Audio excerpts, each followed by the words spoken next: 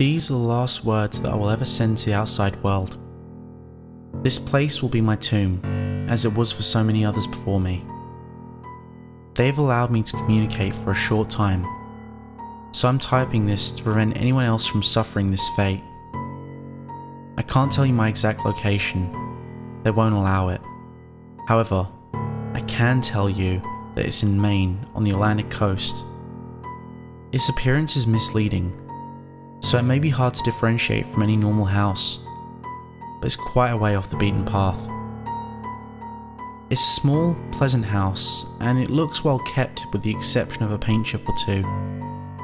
It's painted white with a roof shingled in blue and trimmed with yellow border and intricate designs. It's fairly large and has 2 floors.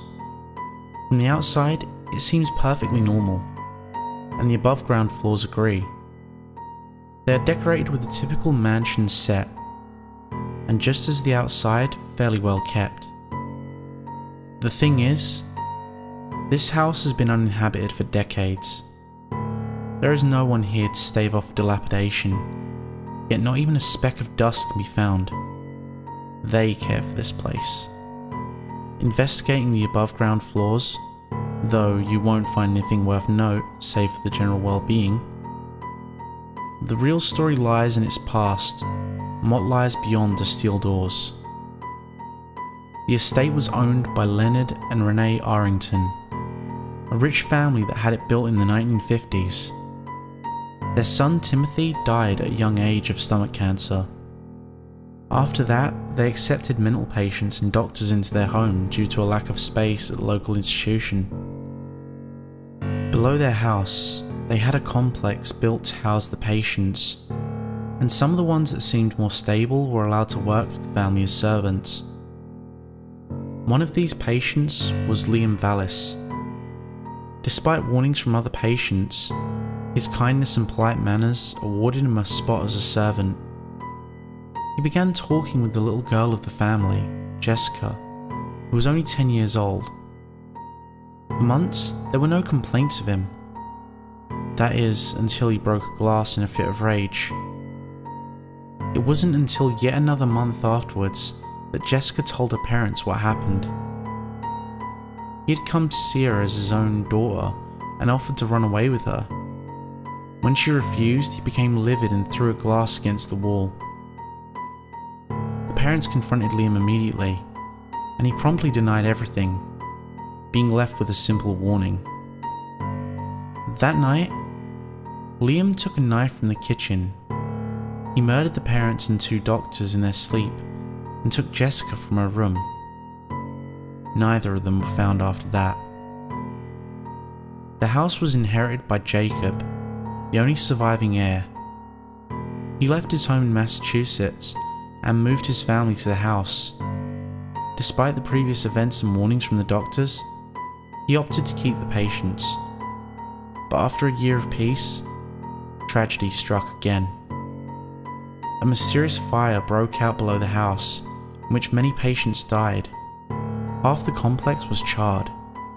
Some patients were found trying to escape their flaming straitjackets, while some were simply propped against the wall. One even had a smile that was still recognizable through the flesh that was scorched. Shortly after, the local institution was expanded, and the doctors and patients moved back. The underground complex was never used again. In fact, it was sealed off with locks.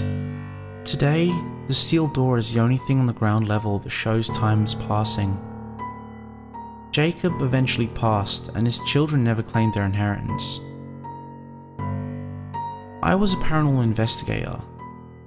I would say I still am, but really, I'm not that person anymore.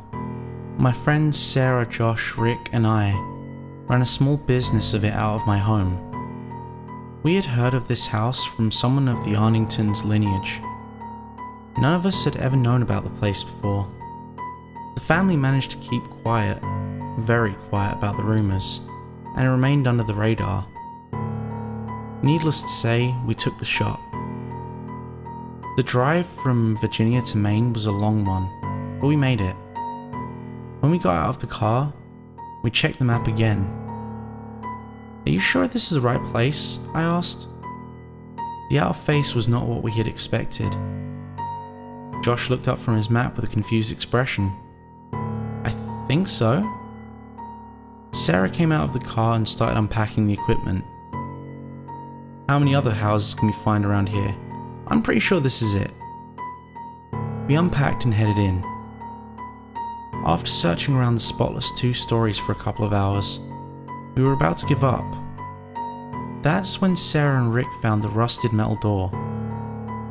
The EMF detector started to tick as it approached the door. We had no trouble prying off the rusted lock. We descended the staircase, a trip that seemed to take days to complete. It took a toll on our energy as well. I have no way of keeping time down here. All the clocks read 12:60. That's all they've ever read. This place was pitch black when we arrived. I wish it still was. I can see every horrifying detail very clearly now. Josh turned on a flashlight. The mold-covered walls came as a surprise to us. It was such a stark contrast to the upstairs. My memory from there is a blur. I faintly remember recording an EVP session, after which we split into our groups of 2. We came upon the hearth that had been victim to the fire. It seems my camera caught some movement, but the recording ends there. The next thing I remember is getting a call from Rick and Sarah on the 2-way. "Guys, get over here right away!" Sarah shouted urgently. We rushed over to the other side of the complex where Rick stood, bending Sarah off with a lead pipe. "I didn't steal nothing," he yelled. "I don't know what's gotten into him," she said. She turned her back to walk towards us, but as she did, he swung with the pipe. The swing barely missed her head. We tried to grab him, but a second swing connected with Josh's head. He continued to savagely beat Josh until we pulled him off. He was bleeding profusely, and we had no medical supplies. Rick snapped out of it and dropped the pipe. We carried Rick back the way we came, but when we came back to where we had entered from the stairs, we faced a blank wall. We should have known. They would not have allowed us to leave. With no medical help, Josh was the first to die. Our investigation became a search for an escape. We weren't going to take any more chances. We were sticking together this time. We cautiously made our way through the scorched passages. As I touched a wall, a scene flashed before my eyes. Figures in straitjackets engulfed in flames and running desperately from a bright light. As I came out of it, a low moan was heard from the end of the hallway. As I moved to shine the flashlight towards it, bright light came, and with it, the burning figures. Sarah and I began to run.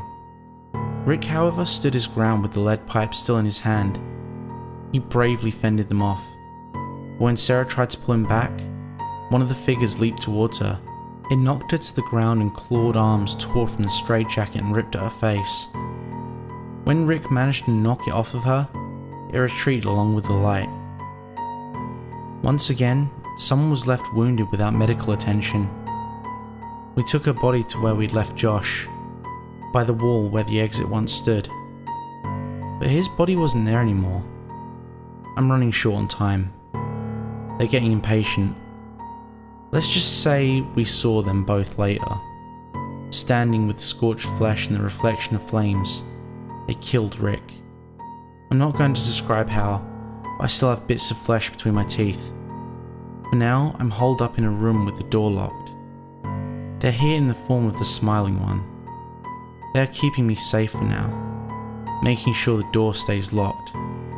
But their kindness won't last much longer. That smile disturbs me. It chills me to the bone. My former friends now want me dead, and so do the ones protecting me. They like to play with their food.